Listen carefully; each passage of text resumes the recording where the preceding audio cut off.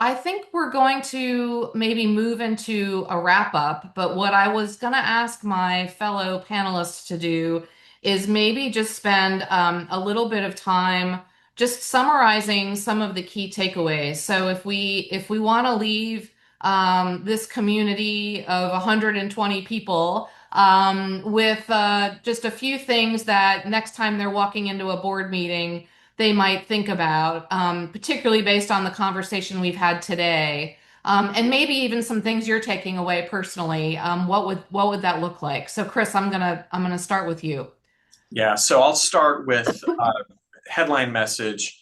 It's energy expansion. It's not one or the other. It's all of those. And so I think you need to take on your board role as you're advising your executive team, you need to take a big picture look. I say a big tent perspective. Consider all the forms of energy and then the puts and the takes that come with each one of those.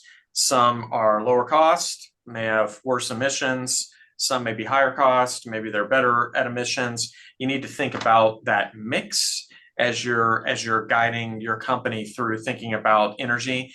And then maybe the headline comment on top of that is energy is a big topic, and we take for granted sometimes, and it's certainly in North America. You can walk out, you can always get gas, electricity is pretty cheap.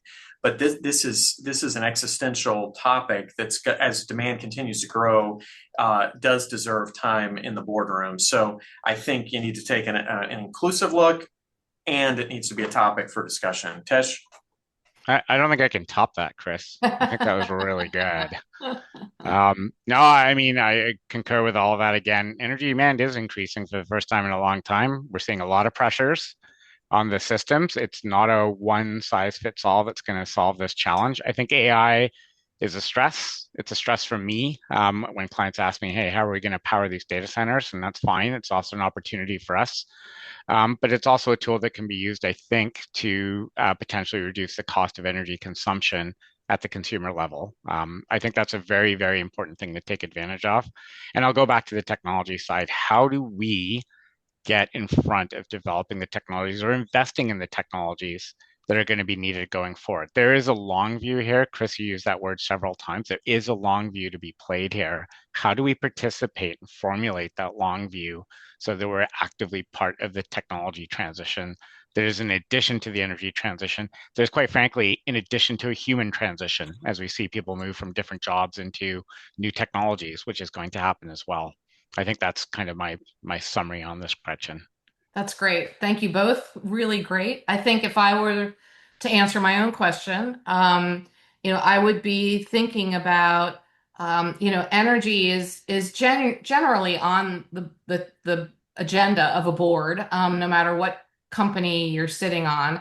But what's changed now versus maybe a few years ago is that there's a lot more, I would say, uncertainty, which can present opportunities and risks, and potentially opportunities and risks that boards aren't used to thinking about. And so, one example that we did talk about is like the value chain for energy that is being formed now with the demand of these data centers is much different than it looked even just a couple years ago. So you can't call up the utility company and say, I want a data center here. I want you to provide me the power, because they won't actually be capable of it. They won't have the infrastructure. They may not have the generation capacity. And so you're seeing a whole lot of movement going on in generation, in transmission, in data center build outs, who's owning, who's operating, who's not, and what kinds of contracts and what length of time are they being signed for, and how, on top of all that, do emission reduction targets factor into that. So